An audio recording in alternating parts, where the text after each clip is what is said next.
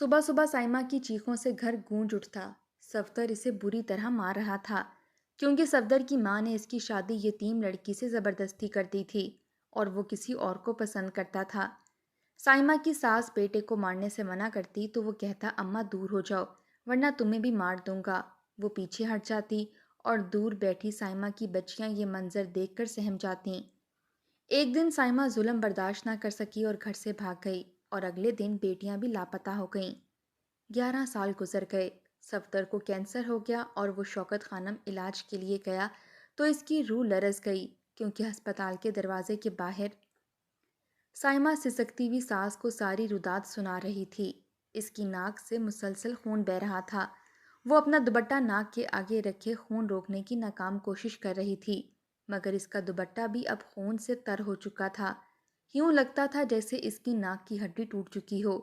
ساس نے ایک نظر اس کے چہرے پر ڈالی، بال بکھرے ہوئے جبکہ ماتھے پر نیل کا نشان تھا۔ دونوں ہاتھ رسیوں سے بندھے رہنے کی وجہ سے سوج چکے تھے جبکہ اس کے تن پر موجود کپڑے ریزہ ریزہ ہو رہے تھے۔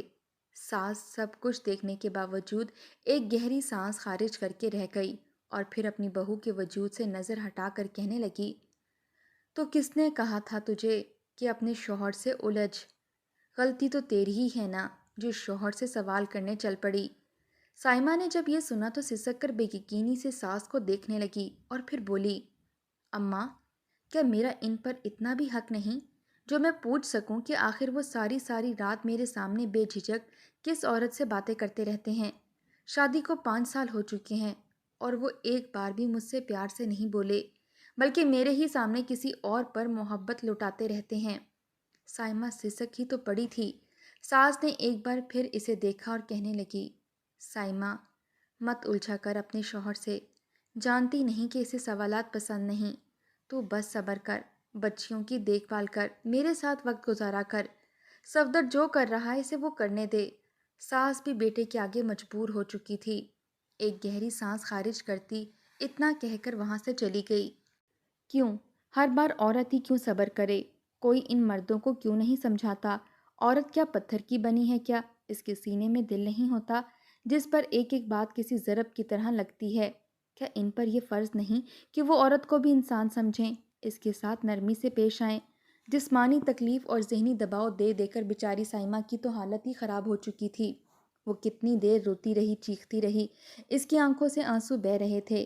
اس کی معصوم بچیاں کب سے دروازے کی اوٹ سے جھانک جھانک کر ماں کو دیکھ رہی تھیں۔ جب سائمہ نے بچیوں کو دیکھا تو فوراً آنسو صاف کیے اور بچیوں کو کہنے لگی کہ جا کر سو جاؤ، کچھ بھی نہیں ہوا، تم لوگ دل پر مت لو۔ بیچاری بچیاں باپ کے ستم سے ڈری ہوئی تھیں، نہ کچھ بولتی نہ ہی کچھ فرمائش کرتیں۔ وہ ڈری سہمی بستر پر جا کر لیٹ گئی اور ٹکر ٹکر ماں کو دیکھنے لگیں جبکہ صفدر ہر شے سے بیگانہ ابھی تک موبائل میں لگا تھا۔ اسے ذرا بھی پرواہ نہیں تھی کہ کچھ دیر پہلے اس نے آخر کیا کیا ہے۔ وہ اپنی محبوبہ کے ساتھ خوش گپیوں میں مصروف تھا۔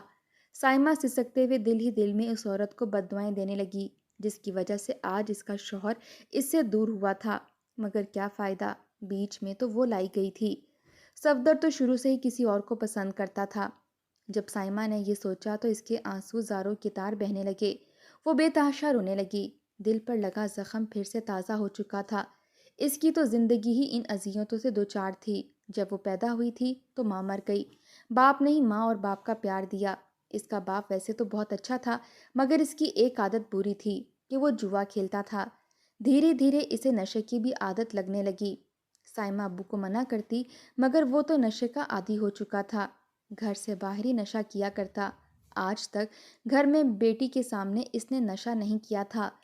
وقت گزرتا چلا گیا اور سائمہ کا باپ اکثر اپنی ساری تنخواہ ہی نشے اور جوئے میں اڑانے لگا، یہاں تک کہ اس کی ذہنی کیفیت اور حالت دیکھ کر اسے کام سے بھی نکال دیا گیا۔ نوبت یہاں تک آ گئی کہ گھر میں اناج کا ایک دانہ بھی نہ بچا، مگر اس کے باوجود سائمہ کے باپ کی یہ لت نہ چھوٹ سکی۔ وہ روٹی کے بغیر تو زندہ رہ سکتا تھا مگر شراب کے بغیر اس کا دن نہیں گزرتا تھا۔ اس نے جوئے میں شراب کی شرط لگانا شروع کر دی۔ وہ جوئے بازی کا ماہر تھا، ہر بار جیتتا اور یوں اس کی شراب کی طلب بھی پوری ہوتی رہتی۔ وہ نشے کی خاطر کسی بھی حد تک جا سکتا تھا۔ ایک روز جب اس نے شرط لگائی تو وہ ہار گیا۔ سامنے والا اس سے بھی بڑا کھلاڑی تھا۔ اس نے سائمہ کے باپ سے 10 بوتلیں مانگیں مگر وہ کہاں سے دیتا؟ اس کے پاس تو ایک آنا بھی موجود نہیں تھا۔ وہ سوچ میں پڑ گیا اور کہنے لگا تم کسی اور شے کی مانگ کر لو، میں اتنا تو نہیں کر سکتا۔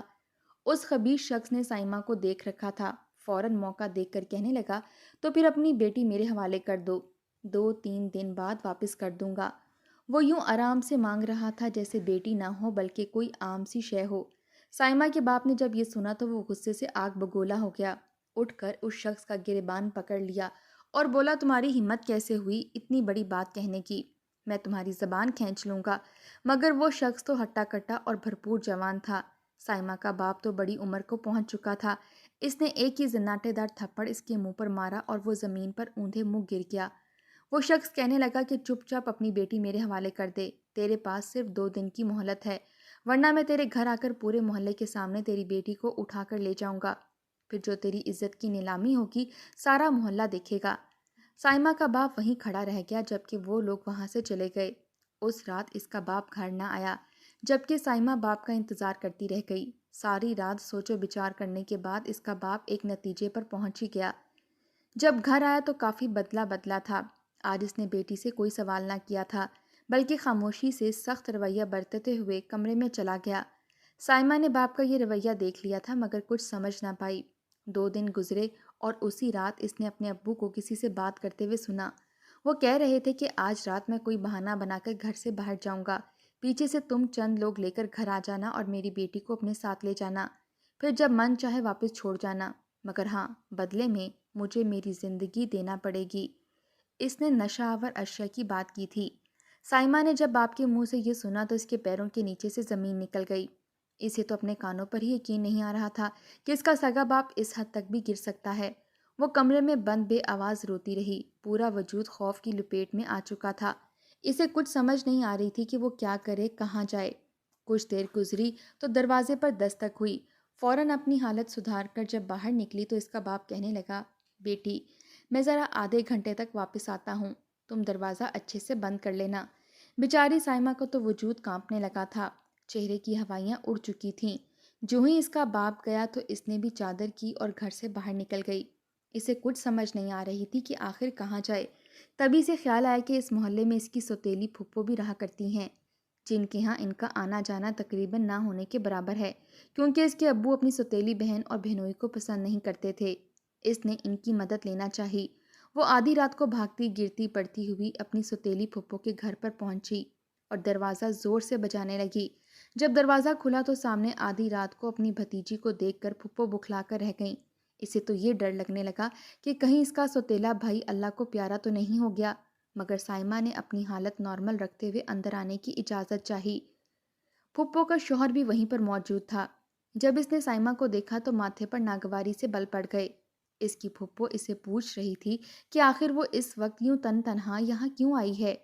اس نے باپ کی جو بھی بات سنی تھی ساری پھپھو کو بتا دی۔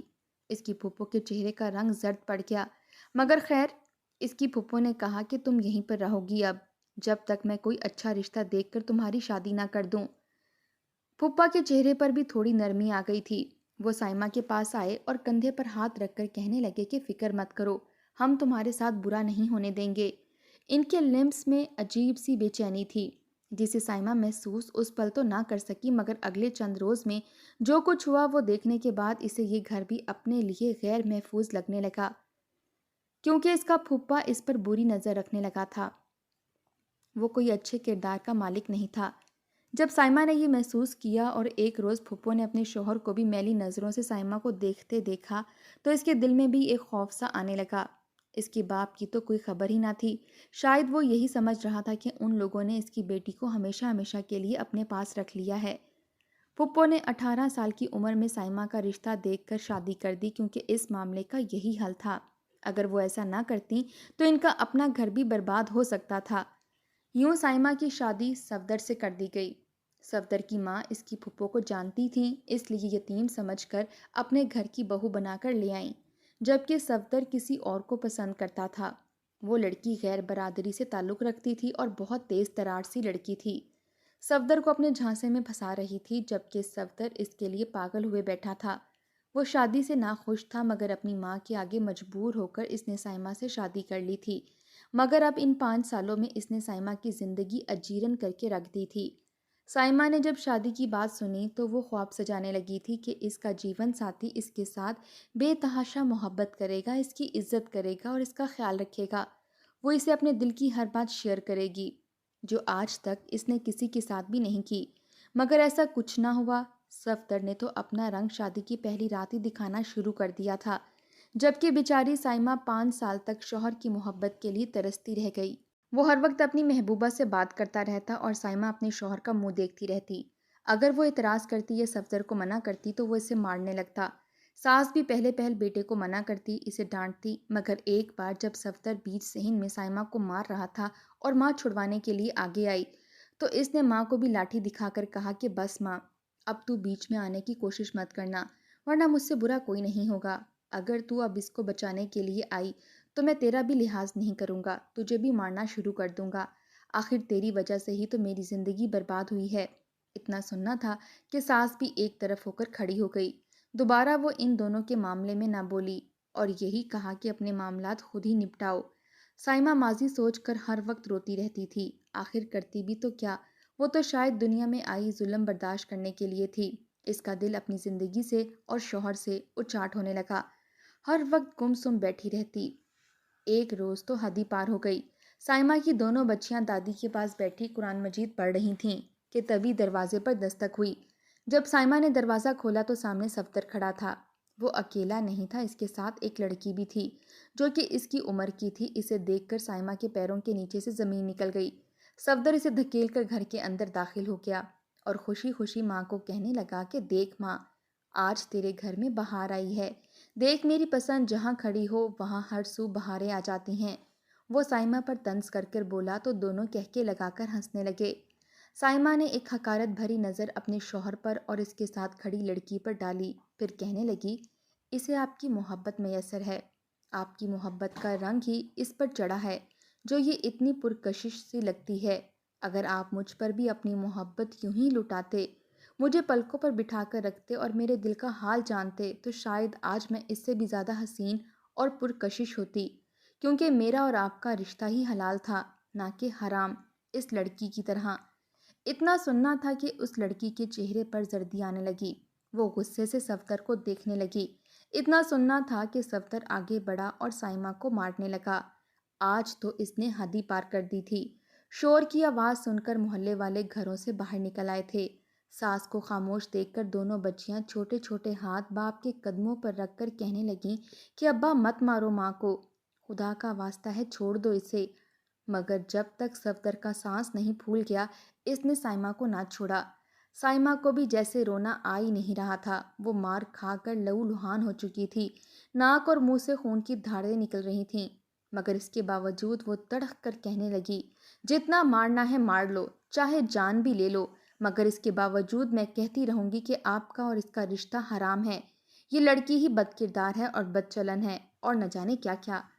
آج سائمہ بولتی چلی جا رہی تھی، صفدر اسے اتنا مارتا چلا گیا کہ وہ بے ہوش ہو کر گر گئی۔ بچیاں ماں کے پاس گری، روتی رہیں، چیختی چلاتی رہیں۔ محلے والے چھتوں پر چڑھ کر یہ سارا منظر دیکھتے رہے، مگر کسی کی ہمت نہ تھی کہ وہ آ کر انہیں روک دے۔ ماں تو مارے خوف کے کمرے میں گھس گئی کہ کہیں بیٹا اسے بھی نہ مار ڈالے۔ صفدر اس لڑکی کو لیے کمرے میں چلایا۔ یہ تو بعد میں بات کھلی کہ وہ لڑکی حاملہ ہو گئی، جس کی وجہ سے صفدر نے اس سے نکاح کر لیا تھا۔ کتنی ہی دیر سائمہ دھوپ میں صحن میں گری پڑی رہی۔ اس کی بیٹیاں اس کے چہرے سے خون صاف کرتی رہیں اور مرہم لگاتی رہیں۔ جب سائمہ کو ہوش آیا تو سارا بدن درد سے چور تھا، ایک ایک جوڑ درد کر رہا تھا، اس کی آنکھوں میں ایک آنسو بھی نہیں تھا، وہ خاموش تھی۔ اسے اٹھتا دیکھ کر ساس اس کے قریب آئی، مگر اس نے ہاتھ کے اشارے سے اسے دور کر دیا۔ بچیاں رو رو کر اسے پکارتی رہیں، مگر وہ برف کا مجسمہ بنی بیٹھی رہی، گویا پتھر کی ہو چکی ہو۔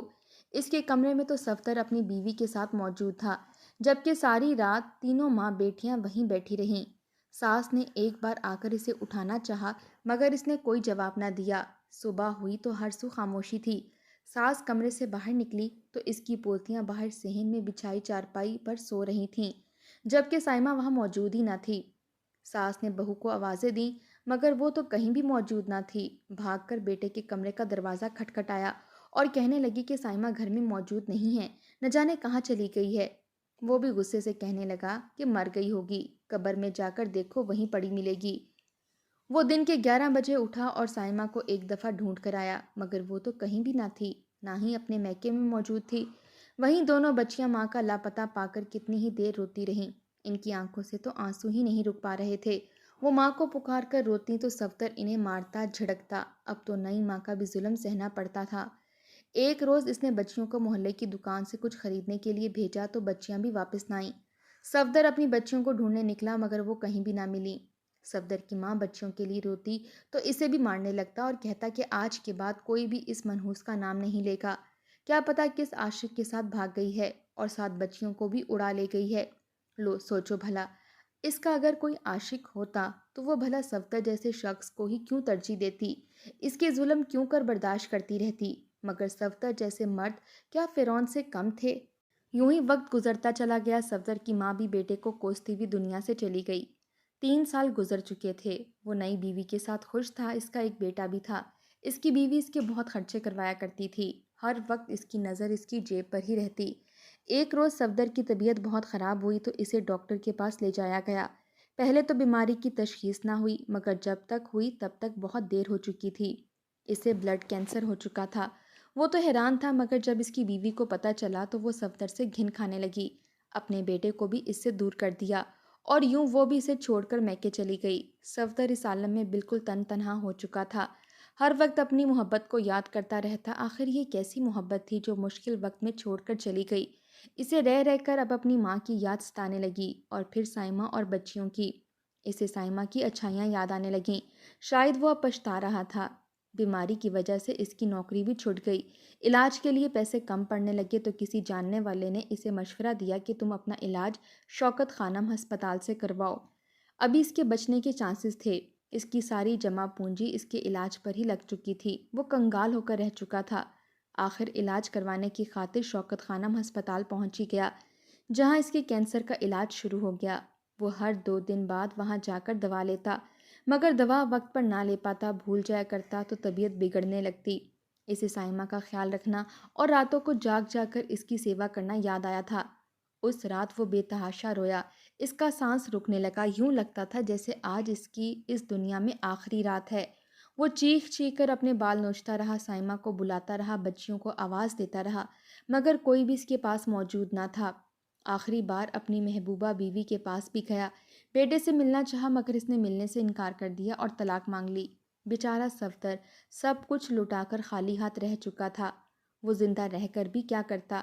پہلے تو اس نے ہسپتال جانے کا سوچا مگر پھر اس کا دل زندگی سے اچاٹ ہونے لگا۔ بیزاری سے رکشہ رکوایا اور کرایہ دے کر پیدل ہی گھر جانے لگا کیونکہ اس کے پاس کرائے کے مزید پیسے نہیں بچے تھے۔ وہ ہسپتال کے قریب سے واپس پلٹ رہا تھا، آنکھوں میں آنسو تھے کہ جب اس کی نظر ایک سفید کوٹ والی عورت پر پڑی۔ عقب سے یوں لگا جیسے یہ اس کی بیوی سائمہ ہو جو اب پروفیشنل انداز میں ہسپتال کے اندر جا رہی تھی۔ وہ بکھلا کر فوراً اس جانب دوڑا اور خشک حلق تر کر کے بامشکل بولا، سائمہ۔ یہ نام سن کر وہ عورت رکی تھی۔ جب اس نے پلٹ کر دیکھا تو صفدر کا دل ایک دفعہ رک کر دوبارہ چلا تھا۔ یہ تو سائمہ ہی تھی، اس کی بیوی سائمہ، مگر یوں نرس کے حلیے میں کیسے؟ سائمہ نے صفدر کو اس بدحالی میں دیکھا تو حیران رہ گئی۔ مجبوراً وہ صفدر کے ساتھ ایک طرف چلنے لگی کیونکہ لوگ مڑ مڑ کر انہیں دیکھ رہے تھے۔ صفدر روتے ہوئے ساری رودات سنا کر معافیاں مانگنے لگا جبکہ سائمہ یوں ہی پتھر بنی تھی۔ صفدر کے ذہن میں کئی سوالات تھے جن کے جواب میں سائمہ کہنے لگی، میرے ابو نے مجھے FSC تک تعلیم دلوائی تھی، میں نے اول پوزیشن لی تھی ضلع بھر میں، مگر پھر زندگی نے اپنے ہی سبق سکھانا شروع کر دیے اور میں تم جیسے شخص کے ساتھ رہ کر اپنی اہمیت کھونے لگی۔ خدا گواہ ہے جب سے تم سے دور ہوئی ہوں میں کامیاب ہو گئی ہوں۔ سرکاری ادارے سے نرسنگ کی ٹریننگ لی، ایک دن بچوں کو بھی اپنے ساتھ لے آئی اور تم نے ایک دن بھی ان کو ڈھونڈنے کی کوشش نہیں کی۔ دن رات اپنے لیے نہیں اپنی بچیوں کی خاطر محنت کی، قرضہ اٹھایا اور آج میں خود پر فخر کرتی ہوں۔ صفدر خود کو زمین میں دھنستا محسوس کر رہا تھا۔ وہ ہیرے کو کھو چکا تھا۔ وہ اسی ہسپتال میں نرس کے فرائض سر انجام دے رہی تھی۔ وہ معافیاں مانگتا رہا مگر سائمہ نے اسے معاف نہ کیا۔ مجبوراً سر جھکائے زندگی سے بیزار صفدر ایک نہ ختم ہونے والے سفر کی جانب چل دیا، جبکہ سائمہ گہری سانس خارج کر کے مسکرا کر اندر چلی گئی۔ وہ مطمئن تھی